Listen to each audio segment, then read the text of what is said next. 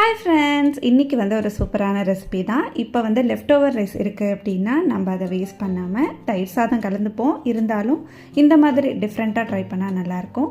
Left over ரைஸில் வந்து நல்லா அதை லைட்டாக மேஷ் பண்ணிவிட்டு நீங்கள் வந்து அரிசி மாவு சேர்த்துக்கலாம். அன்றைக்கி என்கிட்ட இல்லை, அதனால் நான் வந்து கோதுமை மாவு 2 கரண்டி போட்டுக்கிட்டு அதில் வந்து மஞ்சள் தூள், காரப்பொடி, உப்பு, அப்புறம் வந்து இந்த மேத்தி லீவ்ஸ் அது வந்து போட்டுட்டு நல்லா வந்து பிசைச்சிக்கிட்டேன்.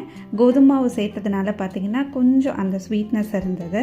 அரிசி மாவு போட்டிருந்தீங்க அப்படின்னா ரொம்ப சூப்பராக இருக்கும். அந்த மணிக்கொழுக்கட்டைக்கு உருட்டுவோம் இல்லையா, அந்த மாதிரி உருட்டி அப்படியே வந்து ஆவியில் வேக வச்சு எடுத்துக்க வேண்டியதான். ஒரு 10 மினிட்ஸ் இட்லிக்கு வைப்போம் இல்லையா, அந்த மாதிரி வெந்தால் போதும்.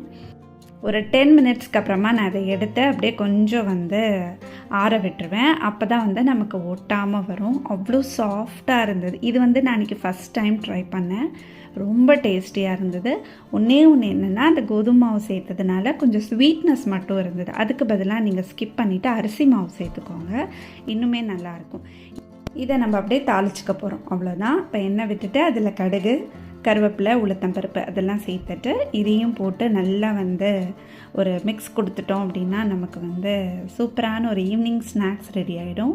இந்த மணியாங்கொழுக்கட்டை பார்த்திங்கன்னா நான் அரிசி ஊற போட்டு அதை அரைச்சி அதுக்கப்புறமா மாவு கிண்டி அப்படிலாம் பண்ணுவேன். இல்லாட்டி டைரெக்டாக நீங்கள் அரிசி மாவு, புட்டு மாவு வைக்கிது இல்லையா, அதுலேயும் நம்ம ட்ரை பண்ணி பார்க்கலாம்.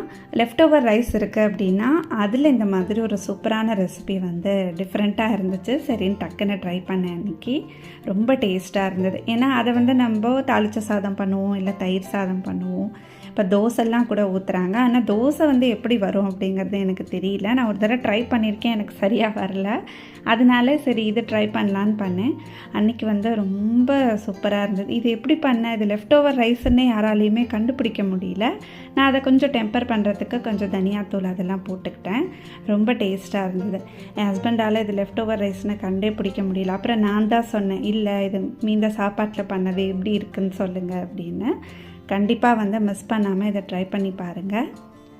இப்போ நம்ம அரிசி மாவில் பண்ணுறோம் இல்லையா, அதே சாஃப்ட்னஸ் வந்து இதில் எனக்கு கிடச்சிது. எனக்கே வந்து ரொம்ப சர்ப்ரைசிங்காக இருந்துச்சு. சரி, இனிமேல் லெஃப்ட் ஓவர் ரைஸ் இருந்தால் வேஸ்ட் பண்ணாமல் இந்த மாதிரி பண்ணி சாப்பிட்றலான்னு.